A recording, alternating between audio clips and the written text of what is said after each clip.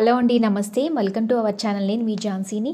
ఈరోజు మనం కొన్ని ఇంపార్టెంట్ టిప్స్ గురించి తెలుసుకోబోతున్నాము. అది కూడా మనం వేస్ట్ అని పడేస్తూ ఉంటాం కదా.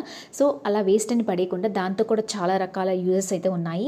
దీంట్లో కొన్ని టిప్స్ అయితే నేను తెలియజేస్తున్నానండి. ఫస్ట్ టిప్ అండి, మనం ఉల్లిపాయలు కట్ చేసుకుంటాము, పై తొక్కలు అనేది పడేస్తాము కదా. సో ఉల్లిపాయ తొక్కలు పడేయకుండా మనమైతే ఈ విధంగా 2 రకాల టిప్స్ అయితే నేను షేర్ చేస్తున్నాను. ఫస్ట్ టిప్ అండి, పైన కట్ చేస్తాం కదా, కొంచెం ఎక్కువ కట్ చేసుకున్నాం అనుకోండి, స్విచ్ బోర్డ్ అయితే క్లీన్ చేసుకోవచ్చు. స్విచ్ బోర్డ్ ఏంటి, ఉల్లిపాయ తొక్కలతో క్లీన్ చేయడమా అనుకుంటాం కదా. ఏం లేదండి, ఇలా క్లీన్ చేయడం వల్ల స్విచ్ బోర్డ్ కొంచెం నల్లగా ఉన్నదాన్ని తెల్లగా అవుతుంది. అంతేకాకుండా పైన బల్లులు కానీ ఆ చుట్టుపక్కల కంటే మనకి ఆ బల్లులకి ఆ ఉల్లిపాయ వాసన వెల్లుల్లిపాయ వాసన అసలు ఇష్టం ఉండదండి. సో ఇలా ఉల్లిపాయ తొక్కతో మనం రుద్దడం వల్ల బల్లులు అనేవి రాకుండా ఉంటాయి. అంతేకాకుండా స్విచ్ బోర్డ్ పక్కన ఒక్కొక్కసారి చీమలు అనేవి వస్తూ ఉంటాయి కదా, కన్నాలు పెట్టేసి చీమలు వస్తాయి. ఇలా ఉల్లిపాయ తొక్కలతో స్విచ్ బోర్డ్ క్లీన్ చేసుకున్న బల్లులు రాకుండా ఉంటాయి. అదేవిధంగా చీమలు రాకుండా అయితే ఉంటాయండి. ఈ స్మెల్కి చూసారు కదా, బాగా క్లీన్ అయిపోయింది కదా. మీకు కానీ టిప్ నచ్చితే లైక్ చేయండి. నెక్స్ట్ టిప్, చేతులు ఒక్కొక్కసారి ఏదో దెబ్బ తగిలేసి స్వెల్లింగ్ అనేది వస్తుంది. ఎందుకు చూపిస్తున్నాను అంటే, నేనైతే ఈ టిప్ యూజ్ చేశానండి. చాలా మంచి రిజల్ట్ అయితే వచ్చింది. నా చెయ్యి ఏం తగిలిందో తెలీదు, గట్టిగా తగిలేసి స్వెల్లింగ్ అయితే వచ్చింది. చాలా బాధపడ్డాను, చాలా పెయిన్ వచ్చేసింది అన్నమాట. అది కూడా రైట్ హ్యాండ్ కదా, రైట్ హ్యాండ్తో అన్ని పనులు చేయాలి కాబట్టి ఉండలేక చాలా స్లోగా అయితే చేసుకునేదాన్ని. అందుకైతే నేను ఈ టిప్ అయితే యూస్ చేశానండి. ఫస్ట్ మనం కొంచెం వాటర్ అనేది తీసుకోవాలండి, అంటే కాపురం పెట్టుకోవాలి. వేసుకొని దాంట్లో క్లాత్ పెట్టుకొని ఎక్కడైతే స్వెల్లింగ్ ఉన్నా నొప్పి ఉన్నా అక్కడైతే కాపురం పెడతాము. అలా కాకుండా మనం కవర్లని పడేస్తూ ఉంటాం కదా. సో పడేయకుండా ఈ కవర్లు అయితే ఈ విధంగా యూస్ చేసుకోవచ్చు. కొంచెం వాటర్ అయితే మనం దాంట్లో కవర్లో వేసేసుకొని ఇలాగ మనకు నొప్పి అయితే ఎక్కడుందో అక్కడ కొంచెం అమృతాంజన్ రాసుకొని ఇలా పెట్టుకోండి. మంచి రిజల్ట్ అయితే ఉంటుంది.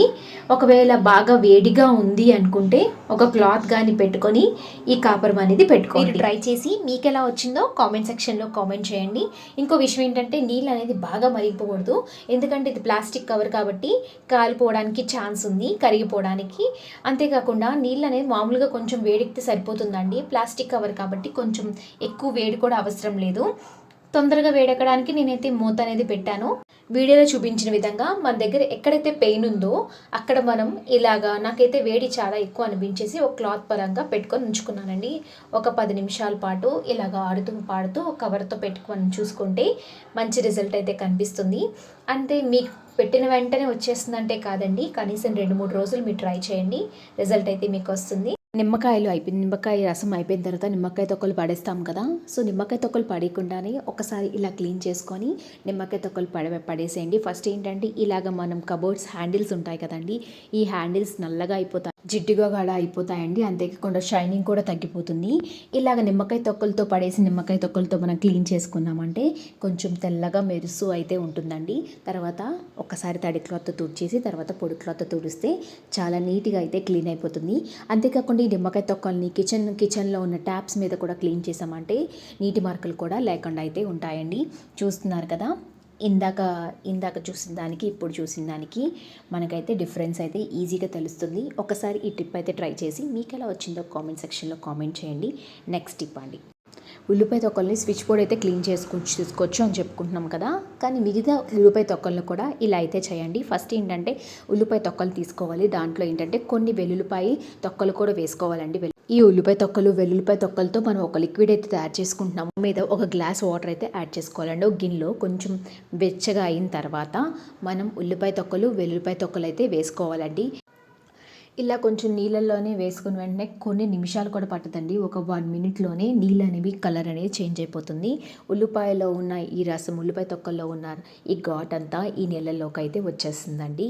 వచ్చిన తర్వాత స్టవ్ ఆఫ్ చేసేయాలి. తర్వాత మనం అగ్గిపుల్లలు అయితే ఒక గ్లాస్ వాటర్కి 3 తీసుకుంటున్నానండి.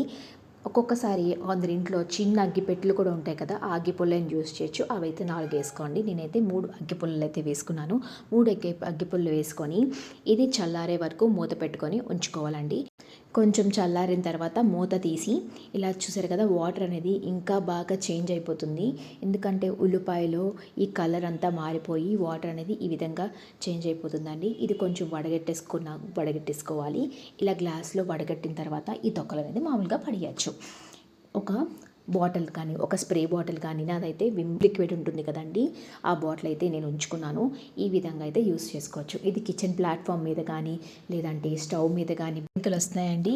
ఇంట్లో ఉన్న మెటీరియల్స్ వేస్ట్ అనుకొని ఉల్లిపాయ తొక్కలు, వెల్లుల్లిపాయలతోని మనం ఈ విధంగా లిక్విడ్ తయారు చేసుకొని రాత్రి పడుకునే ముందు కిచెన్ ప్లాట్ఫామ్ అంతా తుడిచేసుకుంటాం కదా. సో క్లీన్ చేసుకున్న తర్వాత ఇలాగ వాటర్తో ఒక్కసారి క్లీన్ చేసుకున్నాం అనుకోండి, ఇలా వాటర్ అలా జల్లు ఉంచుకున్నా పర్లేదు, లేదంటే ఒక్కసారి లైట్గా క్లీన్ చేసుకున్నా సరే, ఈ వాసనకి ఏంటంటే బొద్దింకలు అయితే రాకుండా ఉంటాయి. మనం ఎటువంటి డబ్బులు ఏం ఖర్చు పెట్టకుండానే, కెమికల్స్ వాడకుండానే మనం ఇంట్లో ఉన్న వాటితోని బొద్దింకలు అయితే రాకుండా చేయొచ్చండి. ఇంకా నెక్స్ట్ టిప్ అండి, ఏంటబ్బా డబ్బా చూపిస్తుంది అనుకున్నారా, ఒక్కొక్కసారి క్లీన్ చేసేసుకుంటాము. ఎప్పటికప్పుడు మనం పప్పులవి ఖాళీ అయిపోయిన తర్వాత డబ్బాలు క్లీన్ చేసేసుకుంటాం కదా.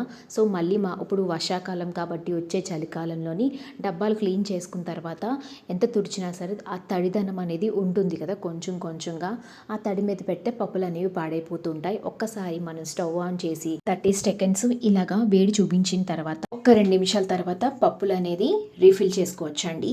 రీఫిల్ చేసుకున్న తర్వాత ఏదైనా బిర్యానీ ఆకు వేసి స్టోర్ చేసుకున్నారంటే పప్పులు ఎక్కువ రోజులు ఉంటుంది, అంతేకాకుండా ఫ్రెష్గా అయితే ఉంటుందండి.